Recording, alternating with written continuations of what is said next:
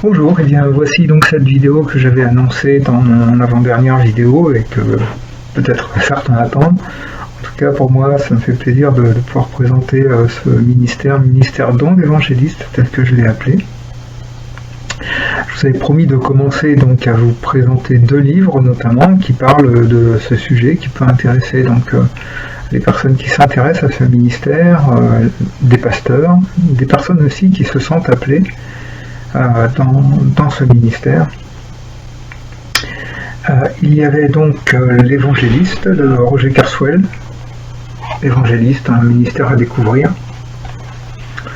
C'est un livre qui est extrêmement riche, qui part de l'expérience de l'auteur, et à partir de là, donc, y compris donc, un parcours des Écritures, il donne des conseils, des encouragements, il présente le rôle de l'évangéliste.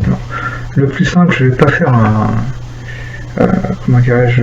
gros résumé de chaque livre, mais là, celui-ci, je vais parcourir par exemple donc, la table des matières, et là, on voit dans le premier chapitre où sont donc passés les évangélistes, la vie d'un journaliste, l'église et l'évangéliste, une espèce en danger, etc.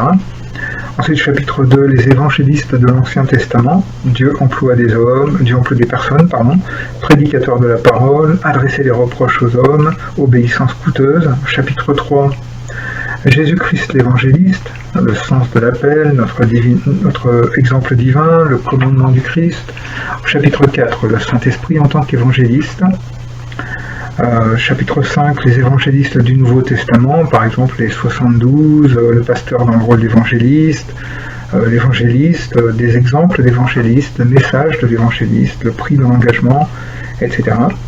Chapitre 6, la spécificité de l'évangéliste, proclamer le Christ ressuscité, témoigner de la puissance de Dieu, convaincre les gens de croire, un message pour tous. Chapitre 7, illustration biblique de l'évangéliste, et là on voit diverses images que peut recouvrir le ministère de l'évangéliste: un pêcheur, un semeur, un architecte, un intendant, un ambassadeur, un berger, par exemple, d'autres, un gardien protégeant l'évangile, un ophtalmologue, un don offert à l'église, très important, un modèle, un moule ou un exemple, un ouvrier dans la prière, un enseignant, un parfum.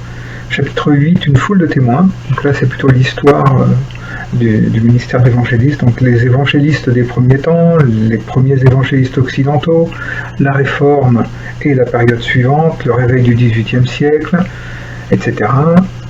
Chapitre 9, un appel fervent en faveur des évangélistes. Donc l'évangélisation et l'église locale. Les églises devraient prier pour qu'il y ait davantage d'évangélistes.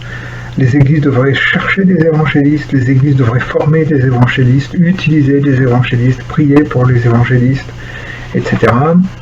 Chapitre 10, la Bible en tant qu'outil. Chapitre 11, le tract en tant qu'outil. Chapitre 12, l'évangéliste des enfants. Chapitre 13, le message et le messager. Chapitre 14, quelques questions litigieuses. Chapitre 15, les tentations de l'évangéliste. L'argent, le sexe, l'orgueil, le succès, le travail, le découragement, réconfort et encouragement pour la dernière partie. Et le chapitre 16, problèmes, principes et paraboles pour l'évangéliste. Là, il prend 5 problèmes par rapport au ministère de l'évangéliste: le mal, la faiblesse, le gaspillage, l'attente, la bonne volonté. 5 problèmes de débat, de discussion en confrontation, je vais dire. Et ensuite, le dernier chapitre, chapitre 17, est semé pour récolter, exposé sur l'évangélisation à l'intention des évangélistes. Vous voyez, c'est un livre qui est extrêmement riche. Et le second, donc, que je vous avais annoncé, il y en a beaucoup d'autres, mais bon, je vais m'arrêter à ces deux-ci, c'est l'évangéliste sous toutes ses formes de Raphaël Hanson-Berger, avec la participation de plusieurs autres évangéliques, Didier Chastanier, Jean-Claude Girondin, Pierre Lachat, etc. C'est un livre qui est lui aussi extrêmement riche et qui est destiné, je dirais, principalement beaucoup plus aux pasteurs et aux évangélistes eux-mêmes. Les évangélistes, pour apprendre un peu plus de leur propre rôle au sein de l'Église, le comprendre, mais aussi donc pour les pasteurs et les conseils d'Église, je le conseillerais très volontiers. pour voir tout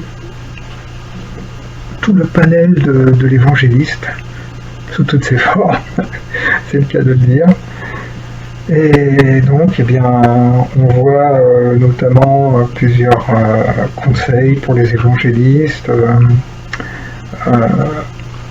Est-ce que tous les évangélistes sont des Billy Graham, par exemple? C'est un des titres de chapitre. Moi, évangéliste, au secours. Qualification au ministère, comment être qualifié, et qu'est-ce qui est à prévoir, des compétences qui sont propres au type de ministère d'évangéliste envisagé, avec la confirmation de l'Église, évidemment. C'est un livre extrêmement riche, un chapitre qui est extrêmement important aussi. Je vous laisserai le lire pour détailler un petit peu plus, mais le titre est assez percutant, halte au criminel. Ensuite, parler de Dieu, ce n'est pas un métier. Les tâches du ministère d'évangéliste. Voilà. Parler de Dieu, ce n'est pas un métier. Stop, nous avons un message à vous partager. Je vous donne les titres des chapitres. Où placer l'évangéliste dans l'organigramme de l'Église, qui a bien souvent peur, malheureusement. Je fais quoi de mon évangéliste? Voilà la question que parfois peuvent se poser certains pasteurs ou certains conseils d'église, qui est légitime, très légitime. L'évangéliste est-il meilleur à temps plein? Là, après, c'est une étude notamment par Marc Van de Vauvert. Après, c'est des témoignages des divers intervenants qui sont cités et qui viennent enrichir le livre, soit sur un point particulier, soit sur l'exercice de leur type de ministère, par exemple un ministère d'évangéliste artiste ou évangéliste artistique, évangéliste propagateur, évangéliste animateur, etc., avec le témoignage et les conseils de ceux qui ont, de quelques personnes qui ont ce ministère et ce type de ministère. Enfin, voilà, donc c'est un livre qui est extrêmement intéressant lui aussi. Comme je dis, il y en a beaucoup d'autres, mais on ne peut pas tous les citer, et puis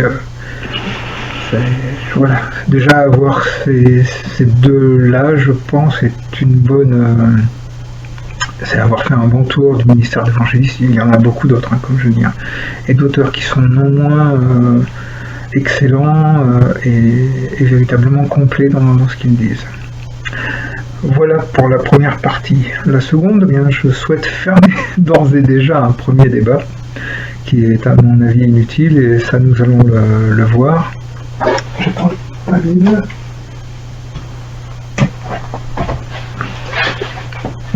Alors on va aller faire plusieurs tours dans la Bible, bien entendu.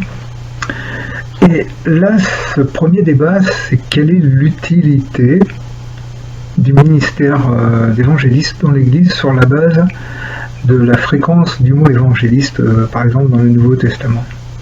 En effet, on voit le mot évangéliste apparaître 3 fois dans le Nouveau Testament. Tout d'abord en Acte chapitre 2, verset 18, en Éphésiens chapitre 4, verset 11, et en 2 Timothée chapitre 4, verset 5. Je vous laisserai aller voir ces textes-là. Donc acte 2, pour vous rappeler, acte 2, 18, c'est au moment où il est question de Philippe l'évangéliste. Éphésiens 4, 11, c'est la liste des ministères dans l'Église par Paul. Et 2 Timothée 4, 5, c'est le conseil de Paul à Timothée quand il lui dit, bien, fais ton rôle d'évangéliste. Voilà. Par contre, le ministère de pasteur, lui, n'est cité que dans Éphésiens 4, 11, dans la liste des ministères de Éphésiens 4, 11. Donc si on devait juger de l'utilité du ministère d'évangéliste sur la base de l'apparition du mot évangéliste dans le Nouveau Testament, il serait très très loin devant le ministère de pasteur. Étant donné qu'il est cité 3 fois, tandis que le ministère de pasteur n'est cité qu'une seule fois. Donc si on partait de ce principe-là pour juger de l'utilité, le ministère d'évangéliste est 3 fois plus utile que le ministère de pasteur. Voilà, je ferme là ce débat parce qu'évidemment tout le monde se rend compte que c'est complètement absurde. Très bien, on entre dans quelque chose de sérieux. On va définir ce qu'est le terme ministère, très exactement. On va le définir sur la base de cette liste qui est en Éphésiens 4, les versets 11 et 12. Donc, Éphésiens 4.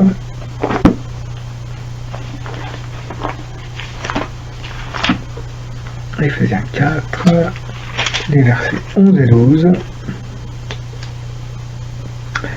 C'est lui qui a donné les uns comme apôtres, les autres comme prophètes, les autres comme évangélistes, les autres comme pasteurs et docteurs, pour le perfectionnement des saints, cela en vue du service et de l'édification du corps du Christ. C'est lui qui a donné les uns. Voilà pourquoi j'ai appelé cette vidéo le ministère don d'évangéliste. Si on regarde le contexte autour dans Éphésiens 4, on se rend compte notamment au verset 8 que l'apôtre Paul cite un texte qui est dans l'Ancien Testament. Et voici ce qu'il dit. C'est pourquoi il est dit, il est monté dans les hauteurs, il a amené des captifs et il a fait des dons aux hommes. Et ensuite, c'est là qu'il en arrive à décrire ces dons en disant c'est lui qui a donné les uns comme apôtres, les autres comme prophètes, les autres comme évangélistes, les autres comme pasteurs et docteurs. C'est extrêmement intéressant parce que ça remet bien les choses à leur place, je pense. Ce ne sont pas des dons comme on l'entend souvent, j'ai le don de ceci ou de cela,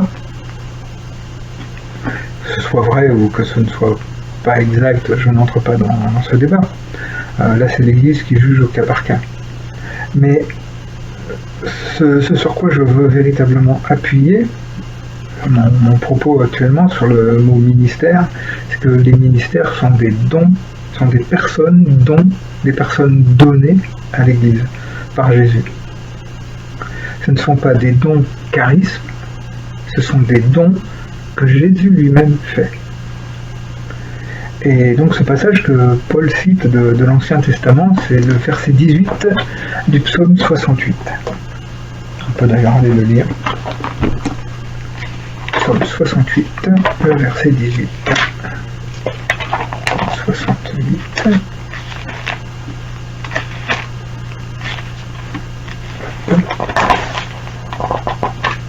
Et le verset 18.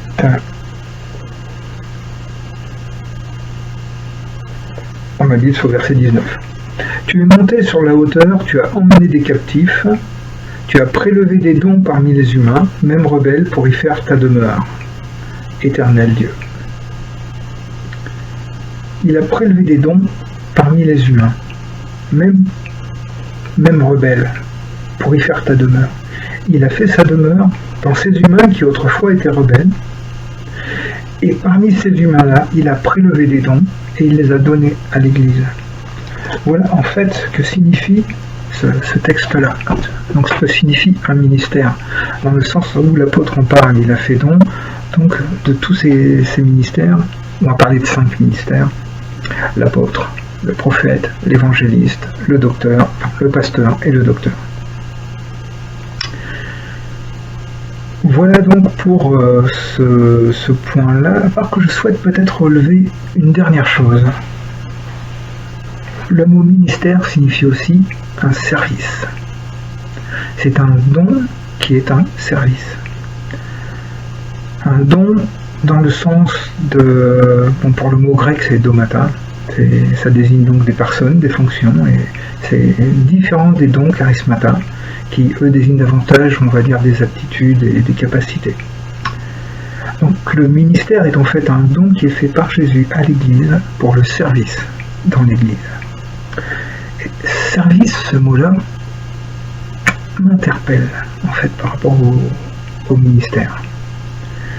M'interpelle par rapport à quelque chose de très précis, c'est par rapport au mot hébreu. Quand l'apôtre Paul écrivait, il écrit en grec, mais avec la pensée hébraïque, toujours. Et je pense qu'il avait certaines choses en tête, dans le mot service, serviteur, et c'est en hébreu le shamash, cette bougie qui sert à allumer toutes les autres sur le chandelier.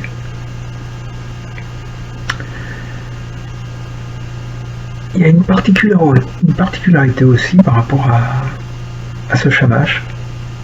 C'est dans cette fête de Hanouka, la fête de la dédicace, qui était aussi fêtée du temps de Jésus. On voit Jésus en Jean 10 être dans le temple lors de la fête de Hanouka, justement. Et ce chandelier de Hanouka a 8 branches plus une. Le 8 branches plus une, c'est le shamash, le serviteur, qui sert à allumer toutes les autres bougies, toutes les 8 autres. Et on peut faire un lien étonnant, mais on peut le faire, avec les fruits de l'esprit qui sont cités en Galates 5, les versets 22 et 23. Donc là, on va les lire. Galates 5.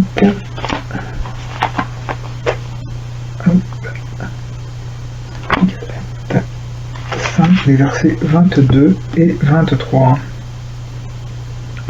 Mais le fruit de l'esprit est amour, joie, paix, patience, bonté, bienveillance, fidélité, douceur, maîtrise de soi.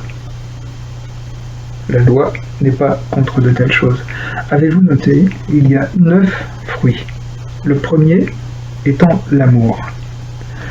En 1 Corinthiens 13, je vais le reprendre pour le lire littéralement. 1 Corinthiens 13, les versets 1 à 3. Quand je parlerai les langues des hommes et des anges, si je n'ai pas l'amour, je suis du bronze qui résonne ou une cymbale qui retentit. Et quand j'aurai le don de prophétie, la science de tous les mystères et toute la connaissance, quand j'aurai même toute la foi jusqu'à transporter des montagnes, si je n'ai pas l'amour, je ne suis rien. Et quand je distribuerai tous mes biens pour la nourriture des pauvres, quand je livrerai même mon corps pour être brûlé, si je n'ai pas l'amour, cela ne me sert de rien. L'amour,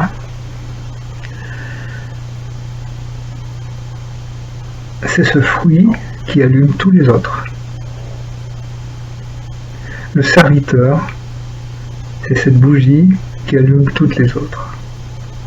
Il y a 8 fruits plus 1, je vais dire, en comptant l'amour à part, donc le premier. Et c'est le serviteur, et le serviteur, nous savons que c'est aussi le Messie. C'est le serviteur qui allume tous les autres fruits. Et en nous, les fruits de l'esprit de Galates 5 ne peuvent pas être allumés sans l'amour. Il n'y a que l'amour qui peut allumer ces fruits-là. Si l'amour ne les a pas allumés, ils sont éteints. C'est ce que nous explique en Corinthiens 13, ce que nous venons de dire. Qu'est-ce que cela veut dire par rapport au ministère? Et je terminerai là pour ce point. En fait, le ministère est non seulement un don, mais un service. Et ce service a une portée qui est comme l'amour qui vient allumer les autres fruits de l'esprit en nous. Voilà le rôle des ministères dans l'Église. Ça va extrêmement loin, extrêmement profond.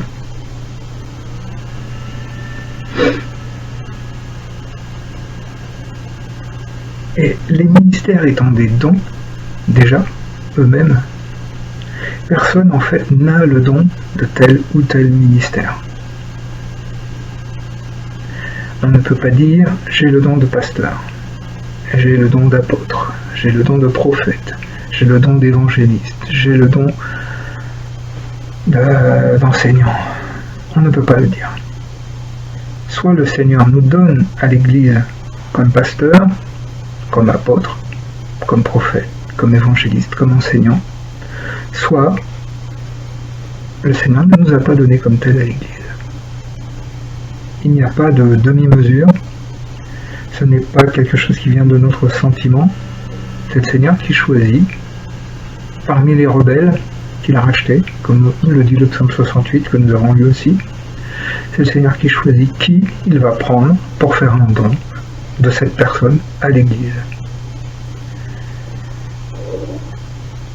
Et ce don, il doit se vivre avec une grande responsabilité. Donc, imaginez-vous si vous-même vous avez un ministère, vous êtes pasteur, ou peut-être vous aussi évangéliste ou autre. Déjà, vous ne pouvez pas dire j'ai le don d'être ce que je suis. C'est pas quelque chose que vous avez reçu, c'est quelque chose que le Seigneur fait de vous. c'est lui qui vous utilise. C'est lui qui fait de vous ce don qu'il fait à son Église. Et c'est une grande responsabilité d'avoir cette réalité, d'être cette réalité.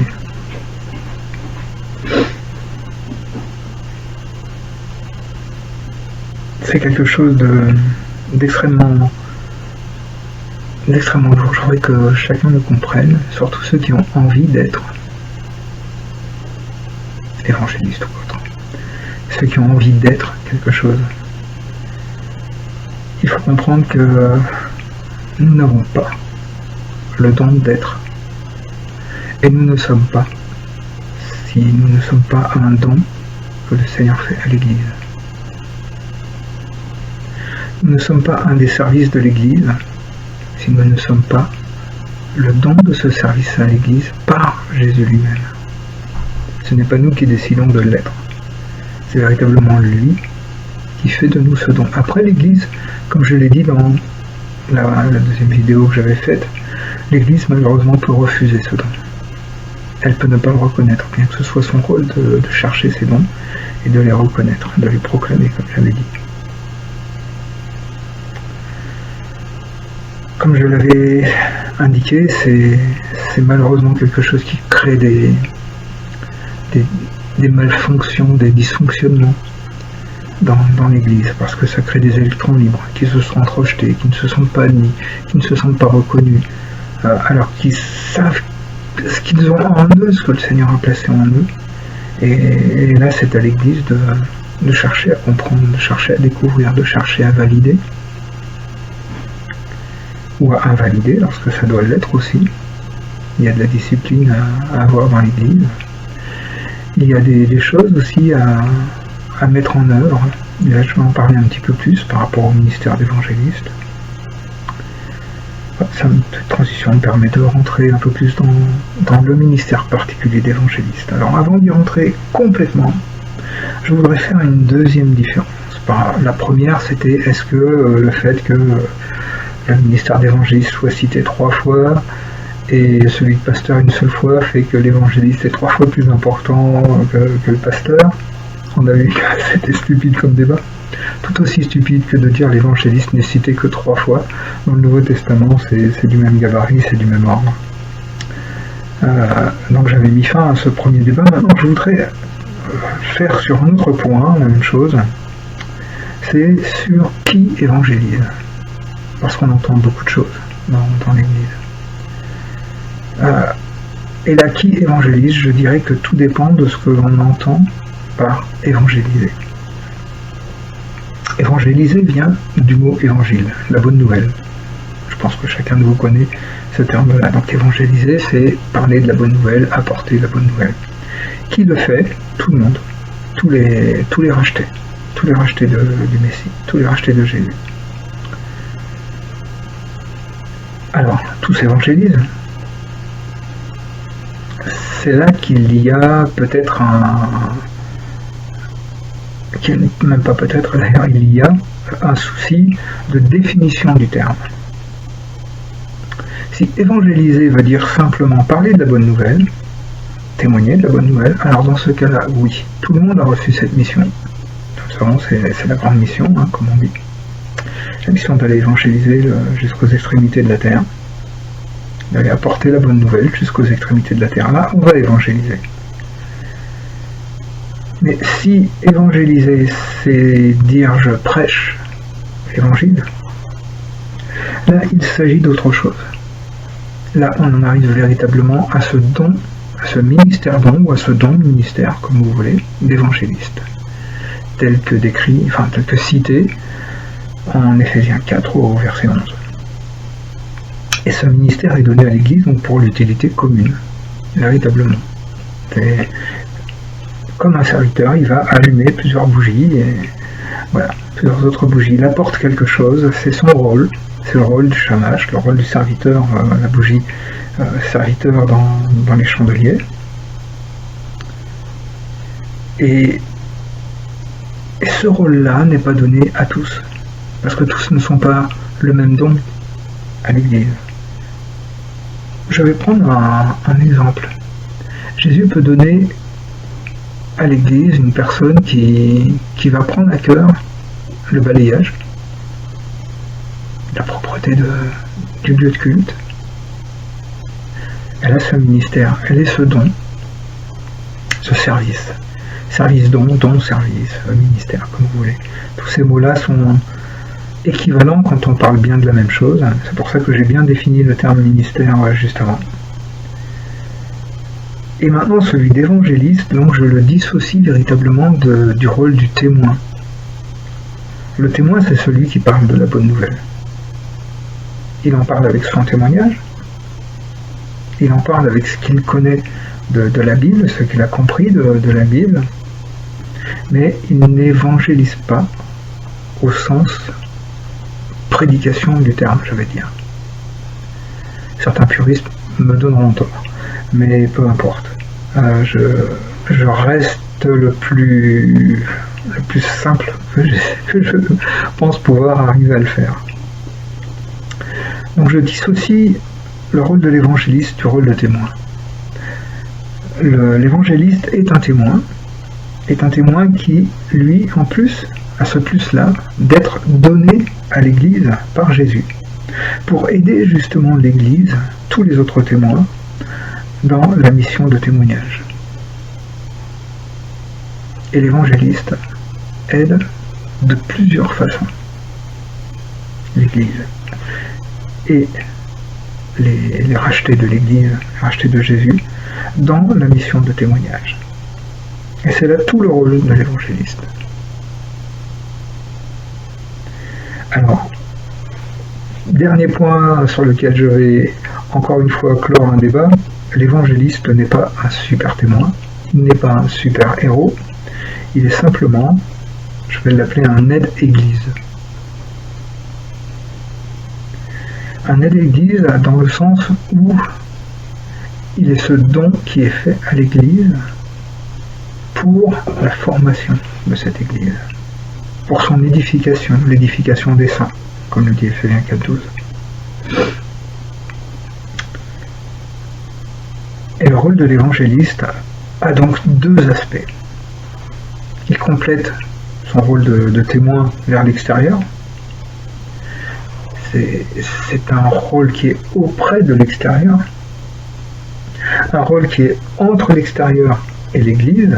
Là, ce sont les gens qui ont commencé à faire une démarche de recherche ou autre, et là, l'évangéliste est dans son rôle de répondre à leurs besoins, de répondre à leurs questions, de les former même peut-être, s'ils sont d'accord, au moins de leur apporter des bases pour qu'ils comprennent ce vers quoi Dieu attend leur engagement dans l'Église, l'engagement de disciple. Donc expliquer ce qu'est un disciple. Et ensuite, le rôle de l'évangéliste est à l'intérieur de l'Église de former l'Église et les membres de l'Église à l'apport de la bonne nouvelle à l'extérieur. Il donne des outils, il rappelle des bases, il fait des formations plus que de disciples, il fait des formations de témoins, par exemple, si je peux appeler ça comme ça, d'autres appelleront ça autrement, peu importe. J'essaie d'utiliser, comme je dis, des mots qui font que tout le monde puisse comprendre au maximum ce que je souhaite dire. Enfin, l'évangéliste, eh bien, c'est un ministère qui se décline sous diverses formes, logiquement. Parce que tout le monde, pour apporter ce plus à l'Église, ce don à l'Église, tout le monde ne va pas le faire de la même façon. Il y a des évangélistes, évidemment. Raphaël Hanson-Berger l'a décrit très très bien dans son livre, donc je ne vais pas résumer son livre sur ces chapitres-là. Mais je trouve qu'il décrit bien les choses et je vais m'en servir un petit peu. Il y a par exemple, comme il met lui-même, des évangélistes proclamateurs, en gros Billy Graham, quoi. Des évangélistes implanteurs d'église. Là, c'est un évangéliste qui n'est pas un pasteur implanteur d'église, mais véritablement l'évangéliste. Ensuite, son rôle, une fois qu'il a formé des disciples et qu'il les a formés à être des témoins, son rôle est, je ne vais pas dire terminé, mais C'est presque ça, quoi. Il y a un relais qui est passé au pasteur, automatiquement. Le pasteur avait déjà pris nécessairement le travail avant, mais il y a une forme de relais où là l'évangéliste il doit se retirer, c'est plus son rôle, il faut qu'il reparte au travail ailleurs, on va dire. Je vais dire ça comme ça. Je sais que je simplifie beaucoup, mais j'espère que chacun comprendra. J'essaie de décrire donc ce ministère qui est souvent mal compris, mal perçu, de façon à ce que ceux qui y sont appelés, ceux qui sont ces dons-là, puissent comprendre un petit peu mieux leur place dans l'Église, à eux de chercher après à approfondir. Hein. Je ne vais pas tout dire aujourd'hui, je n'ai pas cette prétention. Et pour les pasteurs, les conseils d'Église, eh bien peut-être comprendre exactement ce qu'est le rôle de cet évangéliste, faire une différence aussi entre l'évangéliste et puis quelqu'un qui est, allez, j'emploie les mots, super témoin dans l'Église. Quelqu'un qui est un super témoin dans l'Église peut avoir le ministère d'évangéliste, peut être un don d'évangéliste à l'Église, mais c'est pas nécessaire. C'est surprenant ce que je dis peut-être pour certains, mais ce n'est pas nécessaire. Son rôle peut s'arrêter au rôle de témoin, avec beaucoup de fruits. Même un évangéliste n'aurait pas à être jaloux de tous ces fruits-là. C'est pas d'ailleurs mon mari. J'aime bien prendre l'exemple souvent de 3 évangélistes dans la Bible. Un qui est dans l'Ancien Testament. Alors évidemment, s'il est dans l'Ancien Testament, c'est pas vraiment un évangéliste. Un second qui est dans la période intermédiaire, et l'autre qui est complètement. Complètement, vous allez comprendre. Le complètement, il est un petit peu. Il est au-delà du complètement. Voilà. Alors le premier évangéliste que je cite qui est dans l'Ancien Testament, c'est un évangéliste qui est complètement raté selon les normes humaines. C'est-à-dire il prêche à toute une génération, dit même le texte biblique, 8 personnes sauvées. L'autre évangéliste, c'est Noé. Il a prêché à toute sa génération. Mais 8 personnes sauvées. Si on devait suivre les critères de certains mouvements dans les églises, notamment évangéliques, c'est quelqu'un que l'on aurait mis un petit peu de côté très rapidement. On aurait dit de lui, il n'a aucun fruit. Il n'y a pas de fruit. On ne voit pas de fruit, il n'y a pas de conversion. Et pourtant c'est Noé. Hein.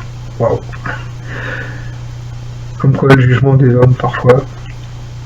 Ensuite, l'autre, le second, c'est celui qui est entre les 2 testaments, on va dire.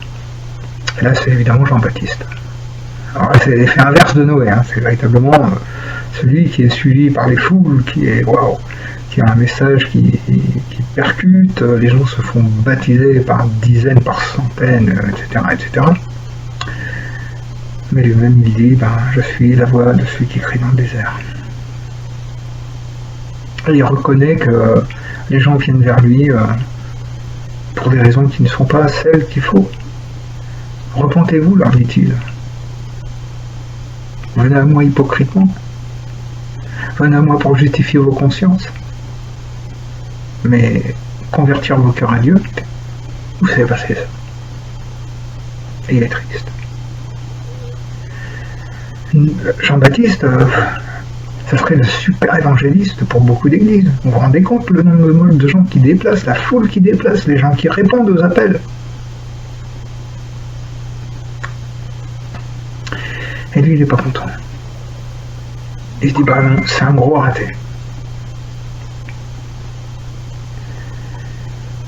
Et le troisième, dont j'ai dit qu'il était dans la période du Nouveau Testament complètement, mais il est même au-delà, c'est Jésus lui-même.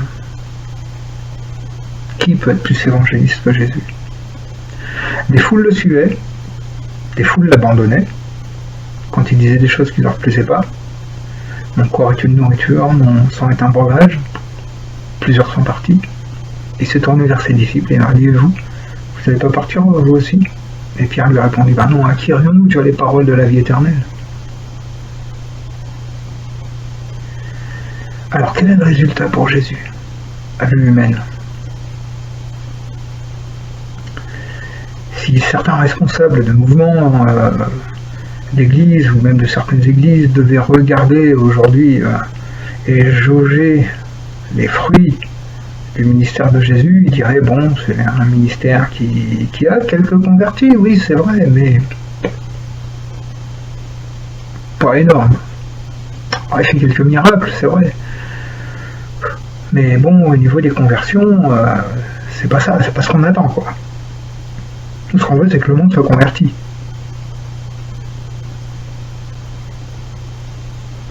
Alors ben, désolé de tordre le cou à certaines idées de certains responsables de mouvements d'église, ou peut-être de certains responsables d'église, mais l'évangéliste, c'est pas le faiseur de miracles, le faiseur de conversion. Le seul faiseur de conversion, c'est le Saint-Esprit. Jamais un évangéliste ne pourra remplacer le Saint-Esprit. C'est pas son rôle, c'est pas son boulot. Il n'est qu'humain, il doit rester à sa place, à ce niveau-là. C'est pas lui qui doit convaincre de péché, de justice et de jugement. C'est pas son travail. Or, si vous comptez pour jauger le ministère d'un évangéliste sur le nombre de conversions qu'il a par rapport au nombre de rencontres, son taux de conversion, on va dire, c'est dommage. Parce que vous allez vous priver de beaucoup de monde. Parce que pas tout le monde n'a le taux de conversion que l'on peut attendre. Quand on a des désirs exprimés en pourcentage, on va dire. L'évangéliste ne recherchera jamais la quantité. Il va même pas l'espérer. Il va rechercher la qualité. Et si cette qualité est en quantité, waouh, elle dira merci au Seigneur. Merci de ce que le Seigneur lui a montré. Non pas merci de ce que le Seigneur lui a fait faire. Parce que comme je dis, c'est le Saint-Esprit qui aura convaincu de péché, de justice, de jugement. Mais merci Seigneur de m'avoir fait participer à ça. Waouh, tu m'as fait voir des grandes choses. Une conversion, c'est déjà une grande chose. La nôtre propre, déjà, c'est déjà une grande chose. Alors, le ministère de l'évangéliste, ça c'est ce que je viens de dire, c'est par rapport à l'extérieur. Maintenant, venons entre l'église, entre l'extérieur et l'église. Les personnes qui ont répondu à un appel, elles se sont levées, elles se sont avancées. On a prié pour elles. Ça y est, elles sont converties. Non. Non. Les gens qui s'approchent, les gens qui lèvent la main, qui répondent à un appel, il faut chercher à savoir pourquoi ils ont répondu. À quoi ils ont répondu. À quel stade ils en sont. À quel stade ils ont progressé. Leur expliquer la suite du chemin. Pour leur proposer, est-ce que vous êtes d'accord pour faire la suite du chemin et devenir un disciple? Et dans ce cas-là, aller jusqu'au baptême. Ça, c'est le rôle de l'évangéliste.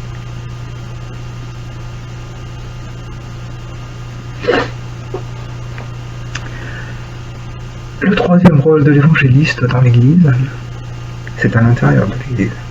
Il doit être le moteur de l'évangélisation de l'Église, entre guillemets, je mets entre guillemets. Il doit être le moteur, celui qui propose, la force de proposition. Il doit aussi être le formateur, celui qui encourage, celui qui aide les chrétiens à entendre, à avoir les réponses. Ah tiens, cette semaine, j'ai discuté avec quelqu'un et j'ai pas su quoi lui répondre. C'est le rôle de l'évangéliste. Dis-moi, quelle a été la question? Quelle a été ta difficulté? Ou alors j'ai eu du mal à témoigner, parce que j'ai eu peur, parce que j'ai ci, parce que j'ai ça. Et comme je l'ai dit aussi dans l'autre vidéo, l'évangéliste ne travaille pas seul. Déjà, c'est pas un électron libre en dehors de l'église, il est soumis dans l'église, même celui qui travaille à l'extérieur de l'église. Parce qu'il y en a qui travaillent à l'extérieur de l'église, il y en a d'autres qui œuvrent à l'intérieur de l'église. Il faut les deux. Parfois même, le rôle de l'évangéliste, c'est d'être un petit peu dans l'église, un petit peu aussi à l'extérieur dans d'autres églises, d'intervenir parce qu'on fait appel, parce qu'il y a des besoins, peut former d'autres personnes, et parfois on est mieux reçu dans des églises qui sont pas les nôtres parce qu'on est moins connus. On n'est pas là tous les jours, on ne voit pas tous les dimanches. Et donc ça a plus de poids parfois que par rapport aux gens qui nous connaissent et qui sont habitués à notre visage, à notre expression, à sa façon de parler, qui parfois sont peut-être lassés. Je sais pas, enfin bon, 10 000 raisons. Donc ça peut être bon aussi que l'Église reçoive des évangélistes extérieurs et que même ces évangélistes soient partagés avec d'autres églises sœurs. Ça peut être bon. Pas nécessaire. C'est pas quelque chose d'impératif. C'est le Seigneur qui donne à son Église avec un grand E. L'évangéliste est un don à l'Église avec un grand E. Après que son ministère se fasse dans l'Église avec un petit E ou dans les églises avec des petits E, bah, ça c'est le Seigneur qui décide. Donc le travail à l'intérieur de l'Église, ça sera d'entraîner et d'aider, de former et d'encourager, de répondre. Et le Seigneur donne à l'évangéliste les outils pour répondre. Alors il n'aura peut-être pas réponse à tout, nous ne sommes que des humains quand même, mais nous sommes des dons à l'Église. Et ce don fait que nous avons reçu quelque chose que le Seigneur a préparé d'avance. Et c'est pas seulement pour nous qu'il l'a préparé. C'est pas seulement pour que nous ayons des grands résultats, des choses comme ça. Mais c'est aussi pour que ceux qui vont bénéficier de ce qu'il nous a donné est véritablement ce que lui a prévu de leur donner par nous. Et c'est là encore le sens du ministère don. Ministère service. Je terminerai là cette vidéo. J'ai pas tout dit du ministère d'évangélisme, bien entendu. Mais j'espère que vous avez pu avoir un petit peu plus peut-être, ou être intéressé, ou avoir des questions maintenant auxquelles je ne vais pas répondre, peut-être exprès pour que vous ayez cherché, peut-être dans les 2 livres que je vous ai proposés à vous devoir, mais que en tout cas, eh bien, vous ayez peut-être découvert que le Seigneur a véritablement fait des dons dans son Église, et que parmi ces dons-là, il y a celui d'évangéliste, celui des évangélistes, que le Seigneur a proposé à son Église, comme ça. Il donne à son Église. Tiens, prends. Celui-là, je te le donne comme pasteur. Celui-là, je te le donne comme apôtre. Celui-là, je te le donne comme enseignant. Celui-là comme évangéliste. Celui-là comme prophète. Et le malheur, c'est de voir parfois l'Église qui dit « Ah non, non, ça je veux pas. Celui-là, je veux bien. Celui-là, non. » Soit parce que la personne ne plaît pas, soit parce que c'est pas dans la théologie de l'Église, dans un mouvement d'Église, il n'y a pas d'évangéliste chez nous, on ne connaît pas ça, on ne pratique pas. Bon. Je laisse chacun libre. Et chacun jugera par rapport à ce que je viens de dire, par rapport au fait que le ministère d'évangéliste est bien un ministère don à l'Église. Maintenant, chacun de ceux qui verront cette vidéo ou qui la verront parce que là, on la leur aura partagée, de réfléchir si ça les intéresse. Et que le Seigneur vous bénisse tous.